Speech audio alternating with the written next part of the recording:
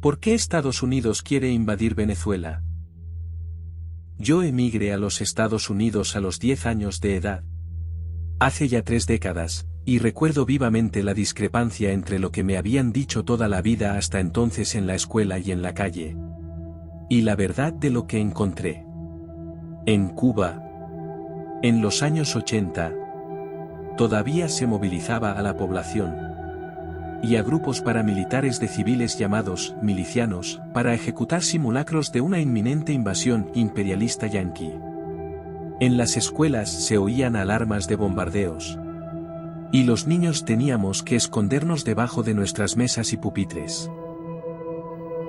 Estos simulacros eran alternados con marchas antiimperialistas, donde gritábamos consignas y eslóganes predeterminados, haciendo derroche de valentía y patriotismo. Ya sabes, eslóganes como "El pueblo unido jamás será vencido", "Pioneros por el comunismo, seremos como el Che", y "Abajo el imperialismo yanqui", "Viva la revolución, viva Fidel". La Habana está llena de carteles y pancartas demostrando el repudio al enemigo del norte y apoyando a nuestros heroicos y revolucionarios líderes. Esto había imprimido, inclusive en mi mente de gusano, un miedo inherente a un enemigo cuya única intención de ser era arrebatarnos la independencia que nuestros próceres con tanta sangre y esfuerzo habían ganado a la madre España. Bueno, eso era lo que me habían hecho pensar. Sin embargo, la realidad que conocí al emigrar a las entrañas del monstruo era radicalmente diferente. Resultó que al americano común le importaba muy poco Cuba. Este estaba más preocupado con hacer su vida, en pagar sus cuentas, en trabajar y disfrutar de los frutos de su trabajo.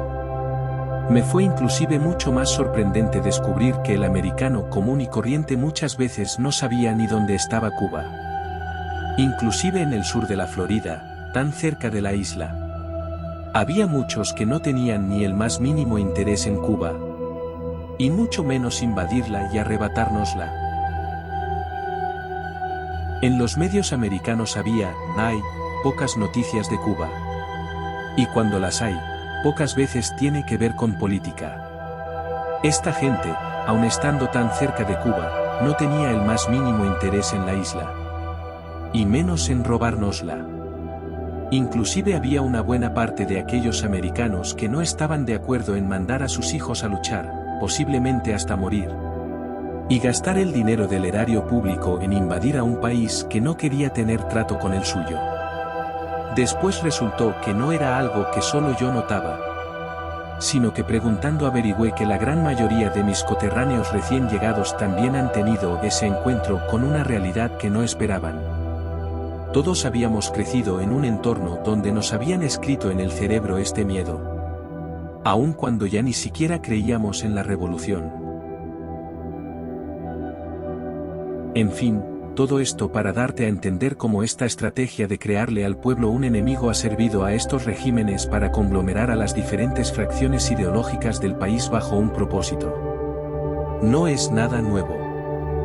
Los venezolanos lo aprendieron de los cubanos, que a su vez lo aprendieron de los soviéticos. Esta misma estrategia fue la que usó Hitler para unir a los alemanes bajo su control, haciéndoles creer que los judíos eran los verdaderos enemigos. Y este mismo artilugio fue el que usó Julio César para convencer a Roma de apoyarlo en su conquista de la Galia.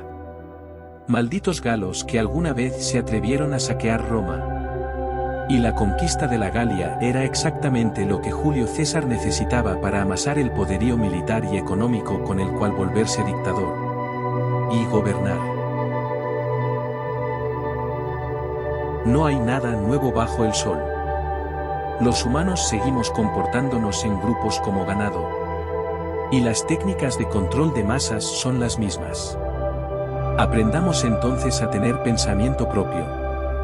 Busquemos siempre nuestras propias conclusiones basadas en nuestro propio estudio y esfuerzo.